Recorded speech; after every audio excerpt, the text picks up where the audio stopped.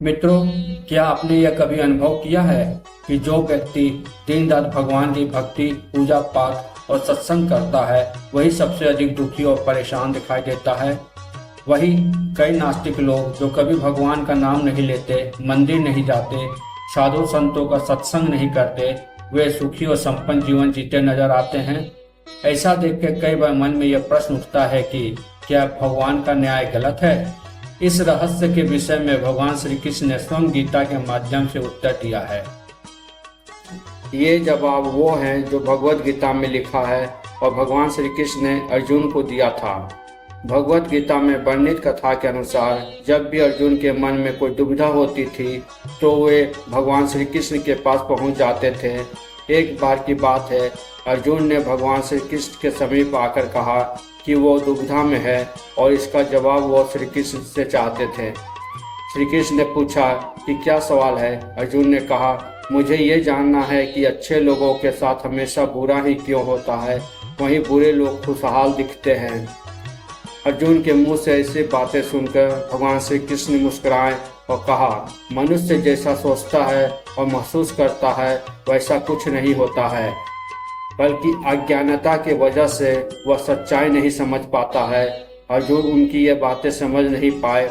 उसके बाद भगवान श्री कृष्ण ने क्या कहा वो जानते हैं।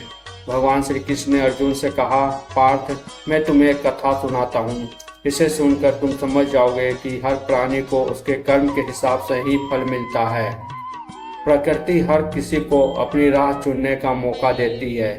अब वह मनुष्य की इच्छा पर निर्भर करता है कि उसे धर्म की राह चुननी है या अधर्म की। कथा शुरू करते हुए भगवान श्री कृष्ण जी ने कहा, एक नगर में दो पुरुष रहा करते थे। एक पुरुष व्यापारी था जिसके जीवन में धर्म की बहुत महत्ता थी। वे पूजा पाठ में यकीन करता था। वह हर रोज मंदिर जाता था और दान दंड भी करता था। वह हर रोज भगवान की पूजा करता था। वहीं दूसरा पुरुष बिल्कुल विपरीत था। वो हर रोज मंदिर तो जाता था लेकिन पूजा करने नहीं, बल्कि मंदिर के बाहर से जूते चप्पल चुराने। उसे दान और धर्म से कोई लेना देना नहीं था। समय बीतता गया और एक दिन बहुत जोर की बारिश हो रही थी। इस वजह से मंदिर में पुजारी के अलावा कोई नहीं था। यह बात जब दूसरे पुरुष को पता चली तो उसने कहा कि यह सही मौका है मंदिर से धन चुराने का। उसने पंडित की नज़र से बचकर मंदिर का सारा धन चुरा लिया।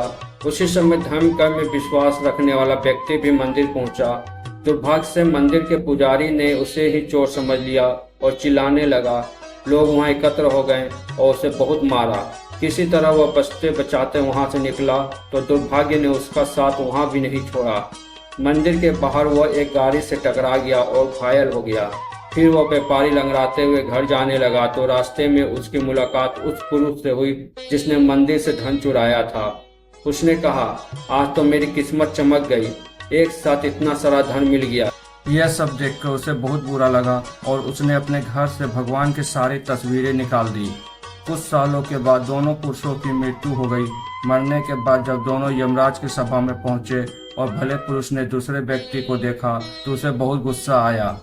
उसने क्रोधित होकर यमराज से पूछ ही लिया, मैं तो हमेशा अच्छे कर्म करता था, दान में विश्वास रखता था, उसके बदले जीवन भर मुझे अपमान और दर्द ही मिला, और इस व्यक्ति को नोटों से भरी पोटली, आखिर ऐसा भेदभाव क्यों?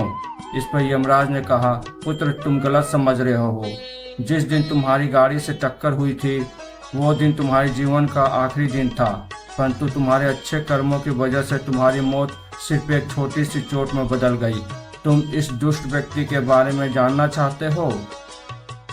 दरअसल इसके भाग्य में राजयोग था, परंतु इसके कुकर्मों और अधर्म की वजह से वह सिर्फ एक छोटी सी धन की पोटली में बदल गया। कथा सुनाने के बाद भगवान श्री कृष्ण अर्जुन से कहते हैं, पार्थ, क्या अब तुम्हें तुम्हारे सवालों का जवाब मिल गया? ऐसा सोचना कि भगवान तुम्हारे कर्मों को नज़रअंदाज कर रहे हैं, यह बिल्कुल भी सत्य नहीं है। भगवान हमें कब क्या किस रूप में दे रहा है मनुष्य को समझ में नहीं आता है, मगर आप अच्छे कर्म करते रहो तो भगवान की कृपा हमेशा बनी रहेगी। इसलिए अच्छे कर्मों को बदलना नहीं चाहिए, क्योंकि उसका फल हमें इसी जीवन में मिलता है। इसलिए मनुष्य का फर्ज है कि वह हमेशा अच्छे कर्म करते रहे, क्योंकि भगवान श्री कृष्ण ने गीता में भी बताया है कि किसी के द्वारा किया गया कर्म बेकार नहीं जाता, चाहे वो अच्छा हो या बुरा। भगवान श्री कृष्ण जी अर्जुन से कहते हैं, सुख और दुख केवल इस जन्म के कर्मों पर नहीं बल्कि पूर्व जन्मों के कर्मों पर भी आधारित होते हैं। जो भक्त आज दुखी दिखते हैं वे वास्तव में अपने भारी पापों से मुक्त हो रहे होते हैं, और जो नास्तिक सुखी लगते हैं वो अपने पुराने पुण्य का उपयोग कर रहे होते हैं। लेकिन जब वह समाप्त होंगे तब उनके कर्मों का फल अवश्य मिलेगा। इसलिए भगवान पर दोषारोपण करने के बजाय विश्वास और भक्ति बनाए रखनी चाहिए। मित्रों, भगवान श्री कृष्ण द्वारा अर्जुन को दी गई उपदेश आप लोगों को कैसी लगी? कृपया कमेंट बॉक्स में अपने विचार साझा करें। धन्यवाद मित्रों।